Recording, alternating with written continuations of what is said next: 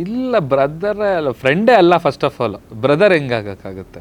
Just she was an co artist ಅಷ್ಟೇ. ಯಾವ್ದೊಂದು dance ಸಾಂಗಿಗೆ ಬಂದರು, ಆ್ಯಕ್ಟ್ ಮಾಡೋರು. She is an very good actress. ನಂದು ಹೊಸ ಟ್ಯಾಗ್ಲೈನ್ ಇದೆ, simplicity is the new luxury. Yes very nice. Simple ಆಗಿರೋದೇ ಈಗಿನ ಟ್ರೆಂಡಲ್ಲಿ ಅದೇ ಇವಾಗ ಲಕ್ಸುರಿ. ನಾನು ಅದೇ ಬ್ರೋ ಕೇಳಿದೆ, ನೀವು ಫುಲ್ ಸೀರಿಯಸ್ ಆದ್ರಿ, ರೈಸ್ ಆಗ್ಬಿಟ್ರಿ. ಯಾಕೋ ರೈಸ್ ಆಗ್ತಿದ್ದೆ ರೈಸ್ ಅಲ್ಲ ಅದು, ಅಲ್ಲ ಗೊತ್ತಾಯ್ತು ನನಗೆ, ರಿಯಾಲಿಟಿ ಅದೇನೆ. ಯಾವ್ದು ಹೇಳಿ ಏನು ಎಲ್ಲ ಚಂದ. ಇದು ಸಂಜನಾ, ಆ್ಯಕ್ಚುಲಿ ನಾನು ಸಂಜನಾ ಹತ್ರ ಇದು ಲಾಸ್ಟ್ ಟೈಮ್ ರಾಯಲ್ ಟೈಮಲ್ಲಿ ಏನೋ ಕೇಳಿದೆ ಅನ್ಸುತ್ತೆ. ಏನು ಬ್ರದರ್ ಇದು ಐ ಮೀನ್ ನಿಮ್ದಿಬ್ರದ್ದು ಏನೇನೋ ಓಡಾಡ್ತಾ ಇದೆ, ಏನು ಕತೆ ಅಂತ ಅಂದಾಗ ಲೈಕ್ ಬ್ರದರ್. ಹಾಂ ಈಸ್ ಲೈಕ್ ಮೈ ಬ್ರದರ್ ಅಂತ. ಸೊ ಹಂಗಾಗಿ ಇಲ್ಲ ಬ್ರದರೇ ಅಲ್ಲ, ಫ್ರೆಂಡೇ ಅಲ್ಲ. ಫಸ್ಟ್ ಆಫ್ ಆಲ್ ಬ್ರದರ್ ಹೆಂಗಾಗಕ್ಕಾಗುತ್ತೆ? Just she was an co artist ಅಷ್ಟೇ. ಯಾವ್ದೊಂದು ಡ್ಯಾನ್ಸ್ ಸಾಂಗಿಗೆ ಬಂದರು, ಆ್ಯಕ್ಟ್ ಮಾಡೋರು. She is an very good actress. ಚೆನ್ನಾಗಿ ಡ್ಯಾನ್ಸ್ ಮಾಡ್ತಾರೆ, ಹೇಳಿದ್ದನ್ನು ಬೇಗ ಗ್ರಾಸ್ ಮಾಡ್ಕೊಳ್ತಾರೆ. ವೀಡಿಯೋದಲ್ಲಿ ತುಂಬ ಚೆನ್ನಾಗಿ ಪರ್ಫಾರ್ಮ್ ಮಾಡಿದ್ರು. ಅದಲ್ಲಿಗೆ ಅದು ಮುಗೀತು ಅಷ್ಟೇ. ಅದ್ರದ್ದು ಯಾವುದೋ ಒಂದು ಫೋಟೋ ನಮ್ಮದು ಇಟ್ಕೊಂಡು ಎಂಗೇಜ್ಮೆಂಟ್ ಆದರೂ ಅದಾಯಿತು ಇದಾಯಿತು ಮದುವೆ ಸೆಟ್ ಆಯಿತು ಅಂತ ರೂಮರ್ಸ್ಗಳನ್ನ ಹರಡಿಸಿದ್ರು. So I think she should have handled it better. ಆ ಸಿಚುವೇಶನಿಂದ ತಪ್ಪಿಸ್ಕೊಳ್ಳೋಕ್ಕೆ ಅಣ್ಣನ ಮಾಡಿಬಿಟ್ರು ನನ್ನ. ಸೊ ಅಣ್ಣ ಅನ್ನೋದು ಒಂದು ದೊಡ್ಡ ಸ್ಥಾನ, ಒಂದು ಫ್ಯಾಮಿಲಿ ರಿಲೇಷನ್, ಫ್ಯಾಮಿಲಿ ಬಾಂಡಿಂಗ್ ಥರ ಅದು. ಅಣ್ಣ ಅನ್ನೋದು ಪ್ರತಿಯೊಂದು ಹಂತದಲ್ಲೂ ಅವ್ರು ಸಪೋರ್ಟಾಗಿ ನಿಂತಿರ್ತಾರೆ. ಫ್ಯಾಮಿಲಿ ಬಾಂಡಿಂಗ್ ಇರುತ್ತೆ. ನಾವು ಅವ್ರ ಮನೆಗೆ ಹೋಗೋದು, ಅವ್ರು ನಮ್ಮ ಮನೆಗೆ ಬರೋದು. ಸೊ ಆ ಥರ ಒಂದು ಸಂಬಂಧ ಅದು, ಅಣ್ಣ ತಂಗಿ ಸಂಬಂಧ ಅಂತಂದರೆ. ಸೊ ಸಡನ್ನಾಗಿ ಹಂಗೆ ಅಂದರು. ಇಟ್ಸ್ ಓಕೆ, ಪಾಪ ಅವರು ಮೀಡಿಯಾ ಮುಂದೆ ಅದಕ್ಕೇನೋ ಒಂದು ಫುಲ್ ಸ್ಟಾಪ್ ಇಡಬೇಕಾಗಿತ್ತು.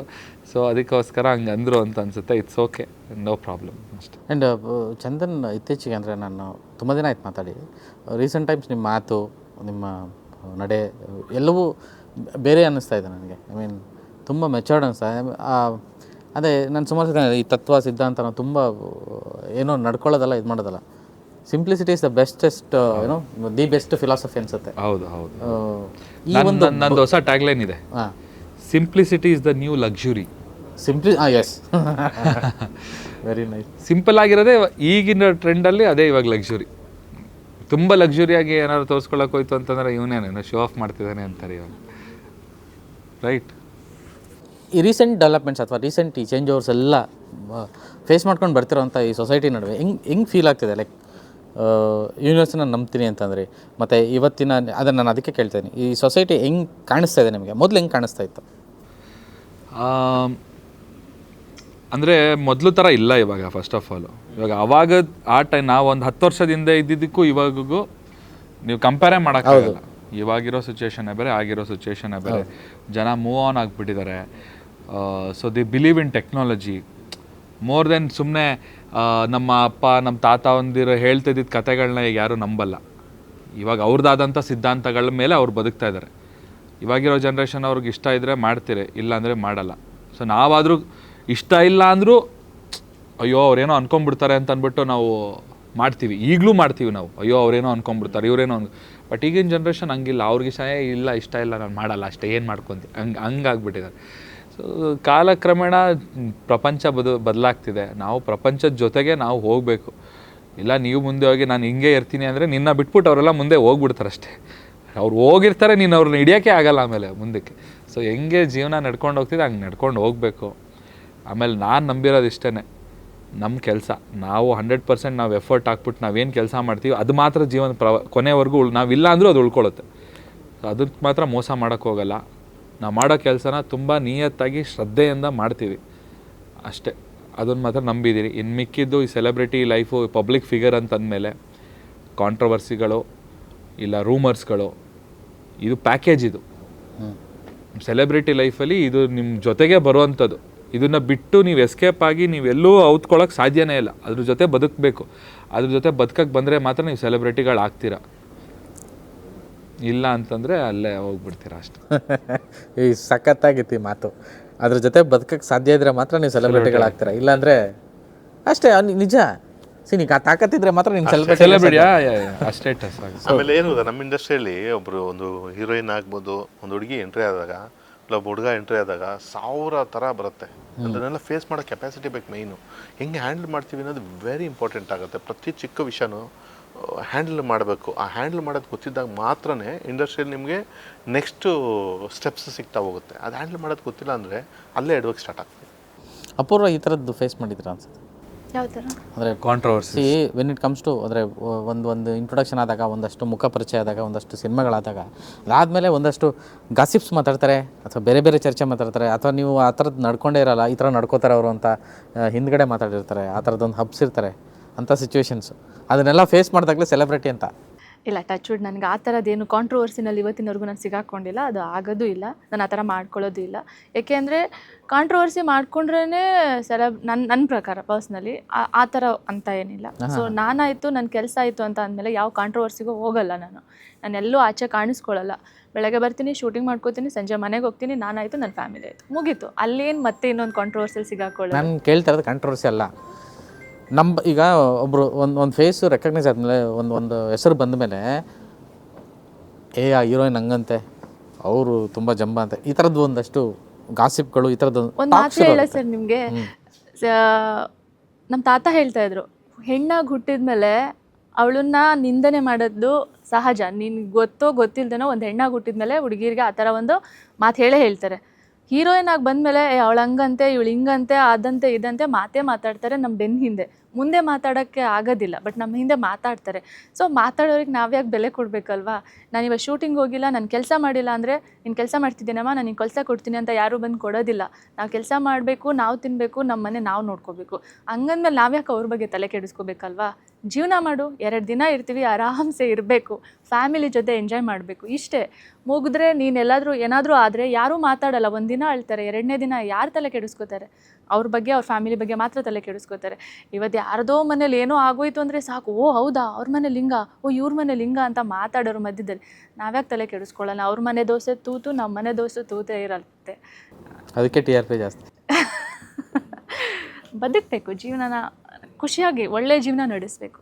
ಆ್ಯಂಡ್ ಈ ನವರಸನ್ ಈ ಒಂದು ಸಂದರ್ಭ, ನಾನು ಇದನ್ನು ವಿಷಯ ಹೇಳಲೇಬೇಕಂದ್ರೆ, ಈಗ ನೀವೇ ಸಾಕಷ್ಟು ಸಿನಿಮಾಗಳು ಇಲ್ಲಿ ನಿಮ್ಮ ವೇದಿಕೆಯಲ್ಲಿ ಏನೋ ಪ್ರೆಸ್ ಮೀಟ್ಸ್ ನಡೆಯುತ್ತೆ, ಈವೆಂಟ್ಸ್ ನಡೆಯುತ್ತೆ, ಸೆಲೆಬ್ರಿಟಿ ಶೋಸ್ ಮಾಡ್ತೀರಾ, ಅಥವಾ ಒಂದು ಸಿನಿಮಾ ಅಂತ ಬಂದಾಗ ಇವೆಲ್ಲನೂ ಪ್ರೀಮಿಯರ್ ಮಾಡ್ತೀವಿ, ಸೆಲೆಬ್ರಿಟಿ ಮಾಡ್ತೀವಿ, ಎಲ್ಲರೂ ಬರ್ತಾರೆ, ನೋಡ್ತಾರೆ. ಸೊ ಹೆಂಗಾಗ್ಬಿಟ್ಟಿದೆ ಅಂದರೆ ರೊಟೀನಾಗಿ ಹೋಗಿದೆ. ಯಾವುದೇ ಸಿನಿಮಾ ಬಂದರೂ ಒಂದಷ್ಟು ಜನ ಸೆಲೆಬ್ರಿಟೀಸ್ ಬರ್ತಾರೆ. ಸಿನಿಮಾ ಚೆನ್ನಾಗಿದೆಯೋ ಚೆನ್ನಾಗಿಲ್ವೋ, ಮುಖಸ್ತುತಿಗಾದರೂ ಚೆನ್ನಾಗಿದೆ ಅಂತ ಹೇಳ್ಬಿಟ್ಟು ಹೋಗ್ಬೇಕಾಗಂಥ ಪರಿಸ್ಥಿತಿ. ಆದರೆ ಕೆಲವೊಂದು ಸಿನಿಮಾಗಳು ಚೆನ್ನಾಗಿರುತ್ತೆ. ಚೆನ್ನಾಗಿದೆ ಅಂತ ಹೇಳಿದ್ರೆ ಜನ ಇವತ್ತು ನಂಬೋಷ್ಟು ಇದರಲ್ಲಿಲ್ಲ, ಅಷ್ಟು ನಂಬಿಕೆ ಕಳ್ಕೊಂಡಿರೋಂಥ ಸ್ಥಿತಿಲಿ ಇದ್ದೀವಿ. ಸೊ ಇಂಥ ಸಂದರ್ಭನ ಹೆಂಗೆ ಫೇಸ್ ಮಾಡ್ತಾಯಿದೆ ಇಂಡಸ್ಟ್ರಿ ಅನ್ನೋದು ಎಲ್ಲರಿಗೂ ಗೊತ್ತಾಗ್ತಿದೆ ಕೂಡ. ಸೊ ಇಂಥ ಸಂದರ್ಭದಲ್ಲಿ ನೀವು ಬರ್ತಾಯಿದ್ದೀರಾ ನವರಸನ್, ಇದಕ್ಕೇನು ಮಾಡಿದ್ದೀರಾ ಅಂತ? ನಾನು ನೋಡಿ, ಅದಕ್ಕೆ ಮೇ 1ನೇ ತಾರೀಕು ಕಾರ್ಮಿಕರ ದಿನಾಚರಣೆ ಎಂದು ಒಂದು 50 ಜನ ಕಾರ್ಮಿಕರು, ಅಂದರೆ ಆಟೋ ಚಾಲಕರು, ಕ್ಯಾಬ್ ಅವರು, ಮತ್ತು ಇನ್ನು ವಿವಿಧ ಭಾಗಗಳಿಂದ ಒಂದಷ್ಟು ಜನ ಸ್ಟೂಡೆಂಟ್ಸು, ಇವರಿಗೆ ಒಂದು 50 ಜನಕ್ಕೆ ಸಿನಿಮಾ ತೋರಿಸ್ತಾ ಇದ್ದೀನಿ. ಯಾಕೆಂದರೆ ಈಗ ನಾವು ಸೆಲೆಬ್ರಿಟಿ ಮಾಡ್ತೀವಿ, ಅದು ಬೇರೆ. ಅದು ಬಿಟ್ಟು ಇದೊಂದು ನನಗೆ ರಿಯಲ್ ಸೆಲೆಬ್ರಿಟಿ ಶೋ. ಇದು ಆ್ಯಕ್ಚುಲಿ ರಿಯಲ್ ಆಡಿಯನ್ಸೇ ನಮ್ಮ ಫಸ್ಟ್ ಸೆಲೆಬ್ರಿಟೀಸ್. ಆಡಿಯನ್ಸನ್ನು ಫಸ್ಟು ಸಿನಿಮಾ ತೋರಿಸಿ ಅವ್ರ ರಿಯಾಕ್ಷನ್ಸು, ನಾವೇನು ಅಂದರೆ ಪ್ರತಿಯೊಂದು ಅಷ್ಟೇ 50 ಜನದ ಒಪಿನಿಯನ್ಸ್ನ, ಅದು ಪಾಸಿಟಿವ್ ಆರ್ ನೆಗೆಟಿವ್ ಏನಾದರೂ ಬರಲಿ ತೊಂದರೆ ಇಲ್ಲ, ಬಂದಾಗ ನಾವು ಇದನ್ನು ಜನಗಳಿಗೆ ತಲುಪಿಸೋಣ. ಇದು ಫಸ್ಟ್ ಪ್ರಯತ್ನ ನಾನು. ಯಾಕೆಂದರೆ ಏನು ಅಂದರೆ, ಈಗ 1 ದಿವಸ ಮುಂಚೆ 2 ದಿವಸ ಮುಂಚೆ ಮಾಡೋದಕ್ಕಿಂತ ನಾನು 1ನೇ ತಾರೀಕು ಏನಕ್ಕೆ ಮಾಡ್ತಾಯಿದ್ದೀನಿ ಅಂದರೆ, ಅಟ್ಲೀಸ್ಟ್ ಅವ್ರ ಒಪಿನಿಯನ್ಸ್ ಗೊತ್ತಾಗಬೇಕು, ಹೆಂಗಿದೆ, ಏನು ಅನ್ನಿಸ್ತಾ ಇದೆ, ಇವ್ರ ಸಿನಿಮಾ ಏನು ಅನ್ನಿಸ್ತಾ ಇದೆ, ಈ ಆಡಿಯನ್ಸನ್ನು ನಾವು ಪ್ರಮೋಷನ್ ಮಾಡೋಣ. ಸೆಲೆಬ್ರಿಟೀಸು ಇವಾಗ ಪಾಪ, ಈಗ ನಾನೇ ಒಂದು ಇದಕ್ಕೆ ಹೋಗ್ತೀನಿ ಅಂದ್ಕೊಳ್ಳಿ, ಸೆಲೆಬ್ರಿಟಿ ಶೋಗೆ, ನಾನು ಹೋಗ್ಬಿಟ್ಟು ಸುಮಾರಾಗಿ ಮಾಡಿದ್ದಾರೆ ಅಂತ ಹೇಳೋಕ್ಕಾಗೋದೇ ಇಲ್ವಲ್ಲ. ಚೆನ್ನಾಗಿದೆ, ತುಂಬ ಅದ್ಭುತವಾಗಿ ಮಾಡಿದ್ದಾರೆ, ಕ್ಯಾಮ್ರಾ ವರ್ಕಿಂಗ್ ಇದೆ, ಅದಿದೆ, ಆಲ್ ದಿ ಬೆಸ್ಟ್ ಅಂತ ಹೇಳಿ ಬರಬೇಕು. ಇದು ನಾರ್ಮಲ್ ರೆಗ್ಯುಲರ್ ಆಗಿದೆ. ಅದಲ್ಲದೆ ನಾವು ಈ ಥರ ಯಾವಾಗ ಸಿನಿಮಾ ಪ್ರೇಕ್ಷಕ, ಅವನು ಈಗ ಆಟೋದವ್ರು ಅಂದರೆ ನಾರ್ಮಲ್ ಆಟ ಅಲ್ಲ, ಸಿನಿಮಾ ನೋಡೋವಂಥ ಅಭಿಮಾನಿಗಳು, ಸಿನಿಮಾನ ಇಷ್ಟಪಡ್ತಾರಲ್ಲ ಅಂಥವ್ರನ್ನ ಸೆಲೆಕ್ಟ್ ಮಾಡಿ ಒಂದಷ್ಟು ಜನ, ಅಂದರೆ ನನ್ನ ಕಡೆ ಸೆಲೆಕ್ಟ್ ಮಾಡ್ತಿಲ್ಲ. ಈಗ ಯಾರೋ ಒಬ್ರಿಗೆ ಹೇಳಿದ್ವಿ, ಸರ್ ನಿಮ್ಮ ಒಂದಷ್ಟು ಜನ ಸಿನಿಮಾದವ್ರನ್ನ ಕರೆಸಿ, ಅವ್ರ ಒಪಿನಿಯನ್ನ, ನಾನು ಯಾರು ಅಂತಲೂ ಅವ್ರಿಗೆ ಗೊತ್ತಾಗಬಾರ್ದು. ಹೀರೋನ್ ಇರಲ್ಲ, ಹೀರೋಯಿನ್ ಇರಲ್ಲ, ಅವತ್ತು ಅವ್ರಾಗ ಅವ್ರು ಬರ್ತಾರೆ, ಸಿನಿಮಾ ನೋಡ್ತಾರೆ, ನೋಡಿದ ತಕ್ಷಣ ಅಲ್ಲಿ ಒಂದಷ್ಟು ಕ್ಯಾಮ್ರಾಗಳಿರುತ್ತೆ, ಅವರ ಅನಿಸಿಕೆಗಳನ್ನ ಅಲ್ಲಿ ಹಂಚ್ಕೋಬೇಕು. ಅವ್ರಿಗೆ ಚಂದನೂ ಪರಿಚಯ ಇರಲ್ಲ, ನವರಸನೂ ಪರಿಚಯ ಇರಲ್ಲ, ಅಪೂರ್ವನೂ ಪರಿಚಯ ಇರಲ್ಲ. ಅವರು ಒರಿಜಿನಲ್ ಒಪಿನಿಯನ್ಸ್ನ ಶೇರ್ ಮಾಡಲಿ, ಆ ಒಪಿನಿಯನ್ಸ್ನ ಜನಕ್ಕೆ ತಲುಪಿಸೋಣ. ಇದು ನನ್ನ ಒಂದು ಚಿಕ್ಕ ಪ್ಲ್ಯಾನಿಂಗು. ಆಮೇಲೆ ಪ್ರೀಮಿಯರ್ ಶೋನು ಅಷ್ಟೇ 6ನೇ ತಾರೀಕೆ ಇವ್ರಿಗೆ ಶೋ ಆಗ್ತಾಯಿದ್ದೀನಿ, ಮೀಡಿಯಾಗೆ ಮತ್ತು ಇವ್ರಿಗೆಲ್ಲ ಸಪ್ರೇಟಾಗಿ. ಕಾರಣ ಏನು ಅಂದರೆ, ನೀವು ಗುರುವಾರ ನೈಟ್ ಶೋ ಆಗ್ತೀವಿ, ಆ ಕಂಟೆಂಟ್ ಎತ್ಕೊಂಡೋಗಿ ಯಾವಾಗ ಪ್ರಮೋಷನ್ ಮಾಡ್ತೀರಾ? ಶುಕ್ರವಾರ ಶನಿವಾರ ಶುಕ್ರವಾರ ಶನಿವಾರ ಆ ಕಂಟೆಂಟ್ ರೀಚ್ ಅಷ್ಟು ಭಾನುವಾರ ಆಗೋಗಿರುತ್ತೆ. ಅಷ್ಟೊತ್ತು ಸಿನಿಮಾ ಜನ ಎಲ್ಲಿ ಬರ್ತಾರೆ? 2 ದಿವಸ ಜನ ಇಲ್ಲ ಅಂದರೆ ಬರೋದೇ ಇಲ್ಲ. ಅದಕ್ಕೆ ಯಾವಾಗಲೂ ಎಲ್ಲ ಸಿನಿಮಾದವ್ರಿಗೂ ನಾನು ಕೇಳ್ಕೊಳ್ಳೋದಷ್ಟೇ, ನೀವೇನೇ ಮಾಡಿದ್ರು ಒಂದು 2 ಡೇಸ್ ಟೈಮ್ ಕೊಡಿ ಕಂಟೆಂಟ್ ರೀಚ್ ಆಗೋಕ್ಕೆ. ಕಂಟೆಂಟು ಯಾವತ್ತು ಇನ್ಸ್ಟೆಂಟಾಗಿ ನೈಟ್ ರೀಚ್ ಆಗೋಲ್ಲ. ಒಂದು ದಿನ ಆದರೂ ಅಟ್ಲೀಸ್ಟ್ ಒಂದು ದಿನ ಟೈಮ್ ಬೇಕಾದ್ರೆ ರೀಚ್ ಆಗೋಕ್ಕೆ. ಆ ರೀಚಿಂಗ್ ಟೈಮ್ಸ್ನ ನಾವು ಏನಂತಾರೆ ಬ್ರೀತಿಂಗ್ ಸ್ಪೇಸ್ ಅಂತೀವಿ, ಆ ಸ್ಪೇಸ್ ಕೊಡಬೇಕು ಕಂಟೆಂಟಿಗೆ. ಅದು ಇದ್ದಾಗ ಅದು ಹೋಗಿ ರೀಚ್ ಆಗಿ ಬಂದು ಮೋಟಾಕಾಗಿ ಅದಾದ ಮೇಲೆ ಥಿಯೇಟ್ರಿಗೆ ನೀವು ಶುಕ್ರವಾರಕ್ಕೆ ಒಂದು ಲೆವೆಲ್ಗೆ ಅಟ್ಲೀಸ್ಟ್ ಜನಕ್ಕೆ ಈ ಸಿನಿಮಾ ಬರ್ತಿದೆಯಂತೆ, ಇದು ಹಿಂಗಿದೆಯಂತೆ, ಇದು ಈ ಥರ ಇದೆಯಂತೆ. ಯಾಕಂದರೆ ನಾನು ದಮಯಂತಿ ಸಿನಿಮಾದಲ್ಲಿ ಒಂದು ಲೇಡಿ ಒಂದು ಡೈಲಾಗ್ ಹೇಳಿದ್ದಾರೆ, ನಾನು ಈ ಸಿನಿಮಾನ 50 ಸತಿ 40 ಸತಿ ಬೇಕಾದ್ರೆ ನೋಡ್ತೀನಿ ಅನ್ನೋದೊಂದು ಡೈಲಾಗ್. ಅದು ಸಖತ್ ಫೇಮಸ್ ಆಗೋಯ್ತು. ಅಂದರೆ ಆ ಅಮ್ಮನಿಗೆ ಇಷ್ಟ ಆಗಿದೆ. ನೀವು ನಂಬ್ತಿರಲ್ಲ, ಎಷ್ಟೋ ಸೆಲೆಬ್ರಿಟಿ ಕೊಟ್ಟರು ಬೈಟ್ಸ್ ಓಡಿಲ್ಲ ನನಗೆ. ಒಂದು ಲೇಡಿ ಸಿನಿಮಾ ನೋಡೋಕ್ಕೆ ಬಂದರೆ ಅಮ್ಮ ಆ ಎಕ್ಸ್ಪ್ರೆಷನ್ನು, ಅಯ್ಯೋ ನನ್ನ ಮೈಯೆಲ್ಲ ಇದಾಗ್ತಿದೆ, ಇದೆಲ್ಲ ಇದೆಯಲ್ಲ, ಆ ಎಕ್ಸ್ಪ್ರೆಷನ್ ಬೈಟ್ಸ್ ನಿಜವಾಗ್ಲೂ ಜನ ಇಷ್ಟಪಟ್ಟು ಬಂದಿದ್ದು. ಅಂದರೆ ಯಾವತ್ತು ನಾವು ಪ್ರಾಕ್ಟಿಕಲಾಗಿ ಏನಿದೆ ಅದನ್ನು ತೋರಿಸೋಣ. ಇವಾಗ ನಮ್ಮ ಹೀರೋಸು, ನಮ್ಮ ಸೆಲೆಬ್ರಿಟಿಗಳದ್ದು ಇವು ಹೇಳೋದು, ಅವ್ರು ಬರ್ತಾರೆ ಪಾಪ, ಅವರು ಚೆನ್ನಾಗಿದೆ ಅಂತ ಹೇಳ್ತಾರೆ, ಇದು ಮಾಡ್ಕೊಂಡು ಹೋಗ್ತಾರೆ. ಬಟ್ ಅದನ್ನಕ್ಕಿಂತ ಇವತ್ತು ನಂಬಿಕೆ ಬೇಕು ಅಂದರೆ ಈ ಥರ ನಾವೇನಾದರೂ ಸಪ್ರೇಟಾಗಿ ಬೇರೆ ಏನಾದರೂ ಡಿಫ್ರೆಂಟಾಗಿ ನಾವು ಜನಗಳ ಮುಂದೆ ಹೋಗಬೇಕಾಗತ್ತೆ. ಜಗದೀಶ್ ಬಂದಿದ್ದಾರೆ, ನಿಮ್ಮ ಸ್ನೇಹಿತರು, ಪಾರ್ಟ್ನರ್, ಆ್ಯಂಡ್ ನೀವು ಬೀಂಗ್ ಅ ಡಿಸ್ಟ್ರಿಬ್ಯೂಟರ್. ಅಂದರೆ ಒಂದು ಸಿನಿಮಾನ ಇವತ್ತಿಗೆ ಮಟ್ಟಿಗೆ ಯಾವ ರೀತಿ ತಲುಪಿಸ್ಕೋಬೇಕು, ರಿಲೀಸ್ ಮಾಡಬೇಕು ಅನ್ನೋದು ತುಂಬ ಚೆನ್ನಾಗಿ ಗೊತ್ತಿದೆ. ಆ್ಯಂಡ್ ದ ಸೇಮ್ ವೇ ಇವತ್ತಿನ ಸ್ಕ್ರೀನ್ಸ್ ಆಗಲಿ, ಅದನ್ನ ಸಸ್ಟೈನ್ ಮಾಡೋದಾಗಲಿ ತುಂಬಾ ದೊಡ್ಡ ಚಾಲೆಂಜ್ ಇದೆ. ಸೊ ಈ ವಿಚಾರಕ್ಕೆ ಅಂದರೆ ಇವತ್ತು ಜಗದೀಶ್ ಬಂದು ಡಿಸ್ಟ್ರಿಬ್ಯೂಟ್ರು ಇದ್ದಾರೆ, ಬಟ್ ಹೆಸರಿಗೆ ನಾನು ಅವರಿಬ್ಬರು ಪಾರ್ಟ್ನರ್ಸ್ ಅಂತ. ಯಾಕಂದ್ರೆ ನಮ್ಮ ಸೇಮ್ ಆಫೀಸಲ್ಲೇ ಜಗದೀಶ್ ಇವತ್ತು ನಾವು ಅವರಿಬ್ಬರು ಇದು ಮಾಡ್ಕೊಂಡು ಬಂದಿದ್ದು. ಯಾಕಂದ್ರೆ ನಾನು ಆ ಆಫೀಸ್ 10 ವರ್ಷದಿಂದ ನಾನು ಜರ್ನಿ ಸ್ಟಾರ್ಟ್ ಮಾಡಿದ್ದು ಆಫೀಸ್ ಡಿಸ್ಟ್ರಿಬ್ಯೂಷನಲ್ಲಿ. ಆ ಆಫೀಸಲ್ಲಿ ಇವತ್ತಿಗೆ ನನ್ನ ಸಿನಿಮಾನೇ ಅಲ್ಲಿ ರಿಲೀಸ್ ಆಗ್ತಾ ಇರೋದು. ನಾನು ಹೇಳಿದ್ನಲ್ಲ, ಬೇರೆ ತುಂಬ ಜನ ಆಪ್ಷನ್ ಬಂತು, ನನಗೇನು ಗೊತ್ತಾ, ನನ್ನ ಆಫೀಸಲ್ಲೇ ರಿಲೀಸ್ ಆಗಲಿ ನನ್ನ ಸಿನಿಮಾ. ಯಾಕಂದರೆ ಜಗದೀಶು ಕೈ ಜೋಡಿಸಿದ್ದಾರೆ ಇವತ್ತು ನನ್ನ ಜೊತೆ, ನಾನಿದ್ದೀನಿ ನಿಮ್ಮ ಜೊತೆ, ಬನ್ನಿ ನಾನು ಸಪೋರ್ಟ್ ಮಾಡ್ತೀನಿ ಅಂತ ಬಂದಿದ್ದಾರೆ.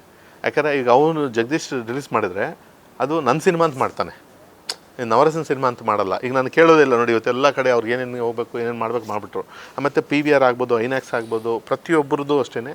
ನಾವು ಪರ್ಟಿಕ್ಯುಲರ್ಲಿ ಯಾರ್ಯಾರಿಗೆ ಏನೇನು ನಿಮ್ಗೆ ಗೊತ್ತು, ಯಾವ ಥರ ಇದೆ ನಮ್ಮ ರಿಲೇಷನ್ಶಿಪ್ ಎಲ್ಲರ ಜೊತೆ ಇದೆ ಅಂದರೆ, ಬರೀ ಒಂದು ಇಲ್ಲಿವರೆಗೂ ನಾನು ಉಳಿಸ್ಕೊಂಬಂದಿರೋದು ಆ ಒಂದು ಹೆಸರು, ನವರಸನ ಅನ್ನೋ ಹೆಸರು ಕೆಲವು ಕಡೆ ಎಲ್ಲ ವರ್ಕ್ ಆಗ್ತಿದೆ. ಅದು ನಮಗೆ ಪ್ಲಸ್ಸು ಆಗುತ್ತೆ. ಈ ಸಿನಿಮಾನ ತೊಗೊಂಡೋಗಿ ಜನಕ್ಕೆ ತಲುಪ್ಸೋಕ್ಕೂ ಅಷ್ಟೇ. ಇವತ್ತೆಲ್ಲ ನೀವೆಲ್ಲ ಬಂದು ಕೂತಿದ್ದೀರಾ ಅಂದರೆ ಆ ಒಂದು ಚಿಕ್ಕ ಎಲ್ಲೋ ಒಂದು ಕಡೆ ನಮ್ಮ ಹೆಸರು ಉಳಿಸ್ಕೊಂಡು ಬಂದಿರೋದು ಮತ್ತು ನಮ್ಮ ಚಂದನ್ದು ಕಳಿಸಿರೋಂಥ ಪ್ರೀತಿ. ಯಾಕಂದರೆ ಎರಡೂ ಬರೀ ನನ್ನ ಒಬ್ಬನ ಮೇಲೆ ಇದ್ರೂ ಸಾಕಲ್ಲ, ಅವ್ರದ್ದೂ ಇರಬೇಕು. ಈಗ ಅವ್ರನ್ನ ಆಗದಿರೋದ್ರೆ ನಂದಿದ್ರೂ ಬರೋಲ್ಲ. ಬಟ್ ಆ ಎರಡೂ ಇದಾದಾಗ ಇಡೀ ಟೀಮ್ ಮೇಲೆ ಅದು ಬಂದಿದೆ. ಸಿನಿಮಾಗೆ 100% ಶೋಸ್ ಆಗ್ಬೋದು, ಥಿಯೇಟರ್ಸ್ ಆಗ್ಬೋದು, ಏನೂ ಸಮಸ್ಯೆ ಆಗಲ್ಲ. ಯಾಕಂದರೆ 9ನೇ ತಾರೀಕು ದೊಡ್ಡ ಸಿನಿಮಾಗಳು ಯಾವುವೂ ಇಲ್ಲ. ಆ್ಯಕ್ಚುಲಿ ಪವನ್ ಕಲ್ಯಾಣ್ ಬರಬೇಕಾಯಿತು, ಹರಿಹರ ವೀರಮಲ್ಲು ಬರಬೇಕಾಯಿತು, ಅದು ಕಾರಣದಿಂದ ಇನ್ನೂ ಪೋಸ್ಟ್ಪೋನ್ ಆಯಿತು. ಅದರಿಂದ ನಾವು ಧೈರ್ಯವಾಗಿ ಅಂದರೆ ಆ ಸಿನಿಮಾ ಜೊತೆನೇ ಪ್ಲ್ಯಾನ್ ಮಾಡಿದ್ದೆ ನಾನು. ಕೆಲವೊಂದು ಸಿನಿಮಾಗಳು ಅಂದರೆ ಸಿನಿಮಾ ರಿಲೀಸ್ ಬಿಫೋರ್ ಏನೇ ಹೇಳಿದ್ರು ಸಿನಿಮಾ ನೋಡಿದ್ಮೇಲೆ ಮಾತಾಡೋಕ್ಕೆ ಸಾಧ್ಯ. ಸೊ ನನಗೆ ಸೂತ್ರಧಾರಿ ಹಂಗೆ ಅನಿಸ್ತಾ ಇದೆ. ಅಂದರೆ ಬಿಫೋರ್ ರಿಲೀಸ್ ನಾವೇನೇ ಮಾತಾಡಿದ್ರು, ರಿಲೀಸ್ ಆದಮೇಲೆ ಸಿನಿಮಾ ಕಂಟೆಂಟ್ ಇವಾಗ ನೀವು ಹೇಳ್ತಿರೋ ರೀತಿ ನೋಡಿದ್ರೆ ಸ್ಟೋರಿನೇ ಹೀರೋ ಅಂತ ಅಂದ್ರಿ, ಈ ಸಿನಿಮಾ ತಾಕತ್ತೆ ಸ್ಟೋರಿ ಲೈನ್ ಅಂತ ಅಂದ್ರಿ. ಸೊ ಹಾಗಾಗಿ ಒಂದು ಸ್ಟೇಟ್ಮೆಂಟ್ ಕೊಡಿ ಫೈನಲಿ, ಈ ಸಿನಿಮಾ ಸೂತ್ರಧಾರಿ ಅಂದರೆ ಏನು, ಹೆಂಗಿರುತ್ತೆ ಅಂತ ಒಂದು ಪ್ರಿವ್ಯೂ ಥರ, ಲೈಕ್ ಸಿನಿಮಾ ಏನಕ್ಕೆ ಬಂದು ನೋಡಬೇಕಿದ್ದು, ಇದು ಹೆಂಗೆ ಮಜಾ ಕೊಡುತ್ತೆ ಅನ್ನೋ ಥರದ್ದು. ಅಪೂರ್ವದಿಂದ ಶುರುವಾಗಲಿ. ಇದೊಂದು ಟೆಕ್ನಿಕಲ್ ಸ್ಟ್ರಾಂಗ್ ಇರುವಂಥ ಟೀಮು. ಏಕೆಂದರೆ ಎಲ್ಲರೂ ಗೊತ್ತಿದ್ದಾರೆ, ಸಿನಿಮಾ ಬಗ್ಗೆ ತಿಳ್ಕೊಂಡಿದ್ದಾರೆ. ಸೊ ಇವ್ರುಗಳ ಜೊತೆ ನಮಗೂ ಕೆಲಸ ಮಾಡೋಕ್ಕೆ ಒಂದು ತುಂಬ ಇಷ್ಟ ಆಯಿತು. ಸೊ ಈ ಥರದೊಂದು ಸಿನಿಮಾ ಸೂತ್ರಧಾರಿ. ಇದೊಂದು ಸಸ್ಪೆನ್ಸ್ ಥ್ರಿಲ್ಲರ್ ಸಿನಿಮಾ, ಹೊಸ ಜಾನರ್ ಸಿನಿಮಾ. ಬೇರೆ ಭಾಷೆಯಲ್ಲಿ ಬಂದಾಗ ಎಲ್ಲರೂ ನೋಡ್ತೀವಿ, ಅರ್ಥ ಆಗಿಲ್ಲ ಅಂದರೂ ಕೆಳಗಡೆ ಸಬ್ಟೈಟಲ್ಸ್ ನೋಡಿಕೊಂಡು ಸಿನಿಮಾ ಹೋಗಿ ನೋಡಿ ಗೆಲ್ಲಿಸ್ತೀವಿ. ಬಟ್ ಕನ್ನಡದಲ್ಲಿ ಈ ಥರದೊಂದು ಒಳ್ಳೆ ಪ್ರಯತ್ನ ಬರ್ತಾ ಇದೆ. ಸೊ ಎಲ್ಲರೂ ಕೂಡ May 9th ಥಿಯೇಟರ್ಗೆ, ನಿಮ್ಮ ಹತ್ತಿರದ ಚಿತ್ರಮಂದಿರಗಳಿಗೆ ಹೋಗಿ ನಮ್ಮ ಸಿನಿಮಾಗೆ ಸಪೋರ್ಟ್ ಮಾಡಿ. ಸೂತ್ರಧಾರಿ ಸಿನಿಮಾದಲ್ಲಿ ಮೇನ್ ಒಂದು ಥ್ರಿಲ್ಲಿಂಗ್ ಪಾಯಿಂಟ್ ಇರೋದು ಅಂತ ಹೇಳಿದ್ರೆ ಸೀರಿಯಲ್ ಮರ್ಡರ್ಗಳಾಗ್ತಾ ಇರುತ್ತೆ. ಅದು ಏನಂತ ಹೇಳಿದ್ರೆ ಮರ್ಡರ್ ಅಂತಂದರೆ ಅವರೇ ಸೆಲ್ಫ್ ಸೂಸೈಡ್ ಮಾಡ್ಕೊತಿರ್ತಾರೆ, ಏನಕ್ಕೆ ಅನ್ನೋದೇ ಗೊತ್ತಿರಲ್ಲ. ಸೊ ಇದೊಂದು ಹೊಸ ಪ್ಲಾಟ್ ಇದೆ ಇದರಲ್ಲಿ, ಹೆಂಗೆ ಅವ್ರು ಸೂಸೈಡ್ ಮಾಡ್ಕೊಳ್ಳೋಕೆ ಸಾಧ್ಯ ಅನ್ನೋದು. ಸೊ ಇವಾಗ ಒಬ್ಬ ಕಿಲ್ಲರ್ ಇರ್ತಾನೆ, ಅವ್ನ ಕಿಲ್ಲರು ಸುಮ್ಮನೆ ಕೂತಿರ್ತಾನೆ, ಅವನಾಗೋಗಿ ಸಾಯಿಸಿದ್ರೆ ಅದು ಮರ್ಡರ್ ಆಗುತ್ತೆ. ಅದೇ ಯಾರನ್ನ ಸಾಯಿಸ್ಬೇಕು ಅಂತ ಅಂದ್ಕೊಂಡಿದ್ದಾನೆ ಅವರೇ ಸೂಸೈಡ್ ಮಾಡ್ಕೊಂಡ್ಬಿಟ್ರೆ ಅಲ್ಲಿ ಏನಾಗ್ತಿದೆ ಅನ್ನೋದೇ ಗೊತ್ತಾಗಲ್ಲ. ಸೊ ಇದೊಂದು ಮಿಸ್ಟ್ರಿ ಆಗಿರುತ್ತೆ. ಸೊ ಆ ಮಿಸ್ಟ್ರಿ ಏನು ಅನ್ನೋದು ತುಂಬ ಚೆನ್ನಾಗಿ ತೋರಿಸಿದ್ದಾರೆ ಕಿರಣ್ ಕುಮಾರ್ ಡೈರೆಕ್ಟರು ಮತ್ತು ನಮ್ಮ ಕ್ರಿಯೇಟಿವ್ ಡೈರೆಕ್ಟರ್ ನವರಸನ್ ಅವರು. ಸೊ ನಮ್ಮನ್ನ ಚೆನ್ನಾಗಿ ಯುಟಿಲೈಸ್ ಮಾಡ್ಕೊಂಡಿದ್ದಾರೆ ಸಿನಿಮಾದಲ್ಲಿ ಆ್ಯಸ್ ಅನ್ ಆ್ಯಕ್ಟರ್ಗಳು. ಅಪೂರ್ವ ಅವರು ತುಂಬ ಚೆನ್ನಾಗಿ ಆ್ಯಕ್ಟ್ ಮಾಡಿದ್ದಾರೆ. ಸೊ ನಾನು ತಕ್ಕ ಮಟ್ಟಿಗೆ ನನಗೇನು ಬರುತ್ತೆ ಅದನ್ನು ತೋಚಿದ್ದು ನಾನು ಆ್ಯಕ್ಟ್ ಮಾಡಿದ್ದೀನಿ, ಅದೆಲ್ಲ ಓಕೆ ಮಾಡಿದ್ದಾರೆ. ಆ್ಯಂಡ್ ನನ್ನ ಮ್ಯೂಸಿಕ್ ಇಷ್ಟಪಡೋರು ಖಂಡಿತ ಸಿನಿಮಾ ಥಿಯೇಟ್ರಲ್ಲಿ 2 ಅವರ್ ಬ್ಲಾಸ್ಟ್ ಮ್ಯೂಸಿಕ್. ಸೊ ಫಸ್ಟಿಂದ ಲಾಸ್ಟ್ವರೆಗೂ ರೆಕಾರ್ಡಿಂಗ್ಗಳು ತುಂಬ ಥ್ರಿಲ್ ಕೊಡುತ್ತೆ. ಸೊ ಮ್ಯೂಸಿಕ್ನ ಎಂಜಾಯ್ ಮಾಡ್ಬೋದು, ಕತೆ ಎಂಜಾಯ್ ಮಾಡ್ಬೋದು, ಸಾಂಗ್ಸ್ಗಳಿದೆ. ಸೊ ಪ್ಲೀಸ್ ಬಂದು 9ನೇ ತಾರೀಕು ಸೂತ್ರಧಾರಿ ಸಿನಿಮಾನ ನೋಡಿ ಎಂಜಾಯ್ ಮಾಡಿ, ನಮ್ಮೆಲ್ಲರಿಗೂ ಆಶೀರ್ವಾದ ಮಾಡಿ. ನಮ್ಮ ಚಂದನ್ ಶೆಟ್ಟಿ ಅಭಿನಯದ ಮೊದಲನೇ ನಾಯಕನಾಗಿ ಅಭಿನಯ ಮಾಡ್ತಿರೋಂಥ ಚಿತ್ರ. ನಾನು ಎಲ್ಲ ಕನ್ನಡಿಗರಲ್ಲೂ ಕೇಳ್ಕೊಳ್ಳೋದು ಇಷ್ಟೇ. ಯಾಕೆಂದರೆ ನೋಡಿ, ಯಾವಾಗಲೂ ಒಬ್ಬ ನಟನಿಗೆ ಮೊದಲನೇ ಸಿನಿಮಾ ತುಂಬ ಇಂಪಾರ್ಟೆಂಟ್ ಆಗುತ್ತೆ. ಅದೇ ಥರ ಡೈರೆಕ್ಟ್ರು ಅಷ್ಟೇ, ಮೊದಲನೇ ಸಿನಿಮಾ ಅವನ ಕೆರಿಯರ್ಗೆ ಇದು ವೆರಿ ಬಿಗ್ ಸ್ಟೆಪ್ಪು. ಹಂಗಂತ ಸಿನಿಮಾ ಚೆನ್ನಾಗಿಲ್ದಿದ್ರೆ ನೋಡಬೇಡಿ ಅಂತ ಹೇಳ್ತಾ ಇಲ್ಲ. ಚೆನ್ನಾಗಿದ್ದರೆ ದಯವಿಟ್ಟು ಎಲ್ಲ ಬಂದು ಥಿಯೇಟ್ರ್ ನೋಡಿ. ಚೆನ್ನಾಗಿದೆ ಚೆನ್ನಾಗಿಲ್ಲ ನೀವು ಹೇಳಿ, ಚೆನ್ನಾಗಿದ್ದರೆ ಎಲ್ಲ ನಿಮ್ಮ ಫ್ರೆಂಡ್ ಸರ್ಕಲ್ಸು ಫ್ಯಾಮ್ಲೀಸ್ಗೆ ಪ್ರತಿಯೊಬ್ಬರಿಗೂ ಶೇರ್ ಮಾಡಿ ಸಿನಿಮಾ ನೋಡೋಕ್ಕೆ ಹೇಳಿ. ಒಂದು ಮೊದಲನೇ ಮೆಟ್ಲು ನಿಮ್ಮ ಒಂದೊಂದು ಟಿಕೆಟು ನಮ್ಮ ಚಂದನ್ ಶೆಟ್ಟಿ ಅವ್ರಿಗಾಗ್ಬೋದು, ಡೈರೆಕ್ಟ್ರಿಗಾಗ್ಬೋದು, ಅದೊಂದು ಮೊದಲನೇ ಮೆಟ್ಲು. ದಯವಿಟ್ಟು ಎಲ್ಲರೂ ಸಪೋರ್ಟ್ ಮಾಡಿ ಸಿನಿಮಾ ನೋಡಿ. ಖಂಡಿತ. ಅಂದರೆ ಒಂದು ಹೊಸ ಬ್ಯಾಚ್ ಶುರುವಾಗುತ್ತೆ. ಚಂದನ್ ಆಸ್ ಅ ಹೀರೋ ಆಗಿ ಸಿಗ್ತಾರೆ ನಮಗೆ, ಡೈರೆಕ್ಟರ್ ಸಿಗ್ತಾರೆ. ಆ್ಯಂಡ್ ಅಪೂರ್ವ ಆಲ್ರೆಡಿ ತುಂಬ ಬ್ಯುಸಿ ಇದ್ದೀರಾ. ಆ್ಯಂಡ್ ನವರಸನ್ ಆ್ಯಸ್ ಯೂಶುವಲ್ ಆ ಒಂದು ಏನು ವರ್ಕು ಕಂಟಿನ್ಯೂ ಆಗುತ್ತೆ. ಸೊ ಒಳ್ಳೆಯದಾಗಲಿ 9ನೇ ತಾರೀಕಿಗೆ. ಅಂದರೆ ನಾನು ಟ್ರೈಲರ್ ನೋಡಿದಾಗ ನನಗನ್ಸಿದ್ದು ತುಂಬ ಅದೇ ಸಿನಿಮಾ ನೋಡಿದ್ಮೇಲೆ ತುಂಬ ಮಾತಾಡೋಕ್ಕೆ ಸಿಗುತ್ತೆ ಅನ್ನೋದು ನಾನು ಅದೇ ಪಾಯಿಂಟ್ ಇಟ್ಕೊಂಡಿದ್ದೆ. ಅಂದರೆ ಏನು ಹಿಂಗೆ ಸಾಯ್ತಾ ಇದ್ದಲ್ಲ ಏನಪ್ಪ ಅಂತ ಅಂದ್ಬಿಟ್ಟು. ಸೊ ನನಗೆ ಬಂದಿರೋ ಥರನೇ ಪ್ರಶ್ನೆಗಳಿಗೆ ಆಡಿಯನ್ಸ್ಗೂ ಬಂದಿರುತ್ತೆ. ಸೊ ಆ್ಯಂಡ್ ಪ್ರೊಡಕ್ಷನ್ ಬಗ್ಗೆ ಆದರೆ ತುಂಬ ನಿಖರವಾಗಿ ಒಂದಷ್ಟು ವಿಷಯಗಳು ಬೇಕಾಗಿತ್ತು ಮಾತಾಡೋದಕ್ಕೆ. ಈ ಪಿಕ್ಚರ್ಗೆ ಯಾಕೆ ಹಿಂಗೆ ಮಾಡಿದ್ದೀವಿ ಅನ್ನೋದಕ್ಕೆ ತುಂಬ ಚೆನ್ನಾಗಿ ಹೇಳಿದ್ದೀನಿ ನವರಸನ್. ಇದೆಲ್ಲವೂ ಆಡಿಯನ್ಸ್ಗೂ ಅರ್ಥ ಆಗಿರುತ್ತೆ ಅಂತ ಅನಿಸುತ್ತೆ. ಸೊ 9ನೇ ತಾರೀಕಿಗೆ ಆಲ್ ದ ಬೆಸ್ಟ್, ಒಳ್ಳೆಯದಾಗಿ. Thank you. ಸೊ ಇದಿಷ್ಟು ಸೂತ್ರಧಾರಿ ಚಿತ್ರತಂಡದ ಜೊತೆಗಿನ ಮಾತುಕತೆ. ಸೂತ್ರಧಾರಿ 9ನೇ ತಾರೀಕು ರಾಜ್ಯದಾದ್ಯಂತ ಬರ್ತಾ ಇದೆ. ಎಲ್ಲರೂ ತಪ್ಪದೆ, ಎಲ್ಲರಿಗೂ ರಜೆಗಳಿದೆ, IPL ಎಲ್ಲ ಫೀವರು ಕಮ್ಮಿ ಆಗಿರುತ್ತೆ. ಸೊ ಥಿಯೇಟ್ರಿಗೆ ಬಂದು ಸಿನಿಮಾ ನೋಡಿ. ಯುದ್ಧಕಾಂಡ ಚೆನ್ನಾಗಿ ಹೋಗ್ತಾ ಇದೆ, ಅದೇ ಥರ ಅದರ ಬೆನ್ನಿಗೆ ಸೂತ್ರಧಾರಿ ಬರ್ತಾ ಇದೆ. ನೋಡಿ, ಅರಸಿ. ನಮಸ್ಕಾರ.